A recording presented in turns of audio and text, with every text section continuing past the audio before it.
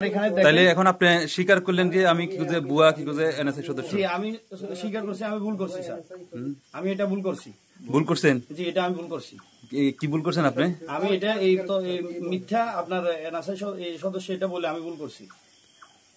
মিথ্যা এনএসআই সদস্য পরিচয় দিয়ে আপনি এটা ভুল করছেন? আমি ভুল করছি। এটা স্বীকার করছেন আপনি? আমি স্বীকার করছি স্যার। ভুল করছেন তাহলে? জি আমি স্বীকার করছি। লোগো কই পেয়েছে সে? এনএসআই লোগোটা কোথা থেকে নিয়েছেন? স্যার এগুলা তো ইয়াতে নেটে থাকে। নেটে থাকে না? এটা কোনো ইয়াতে না। নেট থেকে নিছেন? এটা নেট থেকে। নেট থেকে এনএসআই লোগো। হ্যাঁ না কার্ড কই? কার্ড কই? এনএসআই কার্ড কই? আমরা গতকালকে একজন ভুয়া এনএসআই কর্মকর্তাকে আটক করতে সক্ষম হই। তিনি ইতিপূর্বে এনএসআই কর্মকর্তার পরিচয় দিয়ে বিজিবির টহল দলকে মিথ্যা তথ্য দিয়ে বিভ্রান্ত করত এবং আমরা তদন্ত করে দেখতে পাই তার সাথে